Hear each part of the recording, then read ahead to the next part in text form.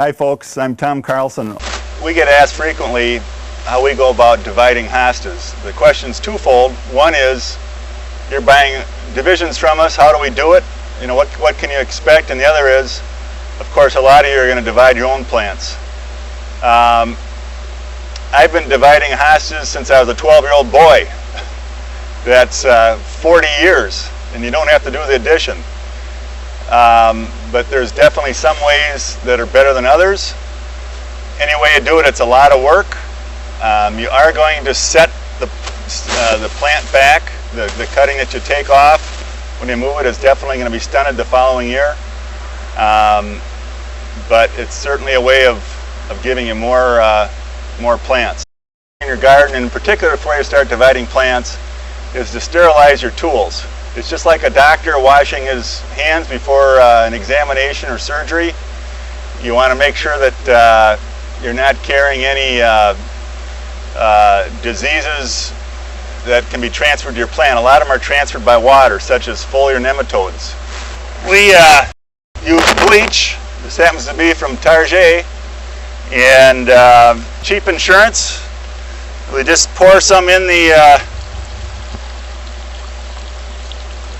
water. I think you need about 10 parts or 10% bleach, and then we put it in here where we're going to put my feet. This is kind of a hybrid pitchfork, and it's pretty strong, but really not strong enough for dividing big hostas. You know, some of these hostas, you're going to be surprised, but they can weigh 50 to 100 to 150 or more pounds. You really need some strong tools. We break shovels fairly frequently. You don't want to use this. This is a kind of a pitchfork. This garden fork works quite well. The advantage of using this is you're not going to break so many roots. I like this shovel. It's pretty heavy duty, although we've broken 2 of them here this year. It's got a nice point on it. You can get some good leverage. The disadvantage of shovels, of course, is you can be cutting into roots. When we do it, we go way back from the base of the plant. It's a lot of work. This type of shovel is good if you want to just cut out a section of the hosta.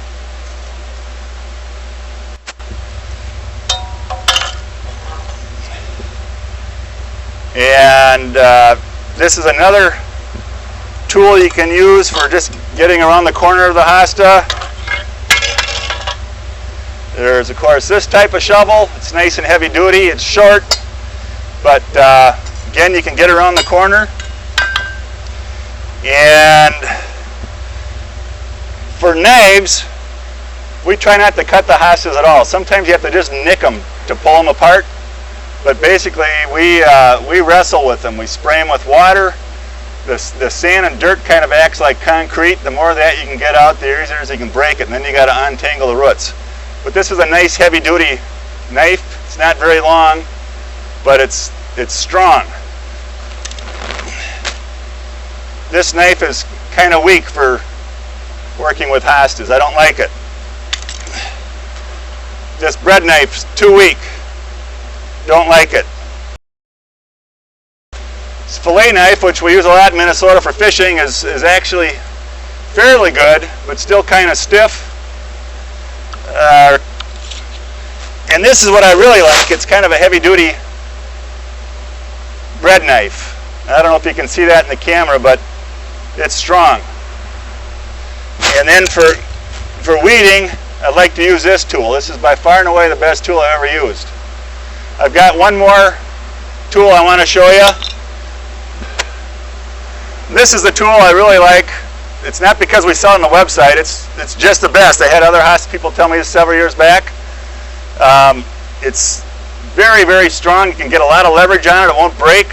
It's got a sharp point for going through clay. It's even got something where you can measure on the bottom, but that's not a reason for getting it. And as you put it in the ground, you can just get a lot of leverage on it if you need to, and then you can just make a nice tight circle. I'm going to put these tools in and let them soak for a little bit. and then we'll get started.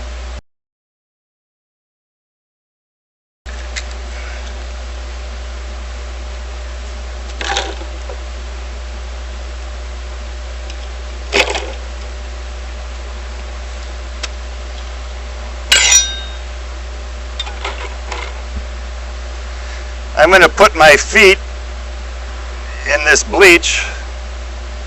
I got it just a little too deep.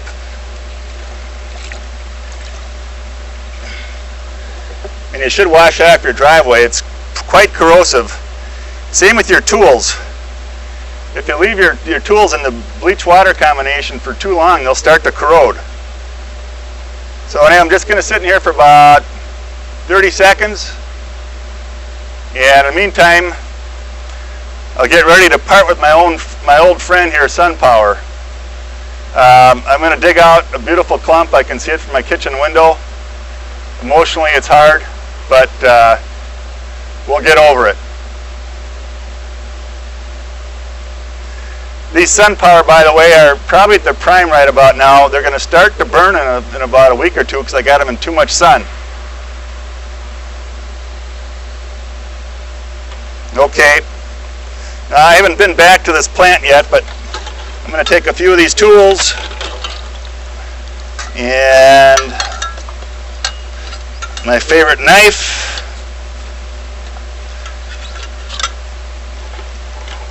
and we're going to go see what it takes.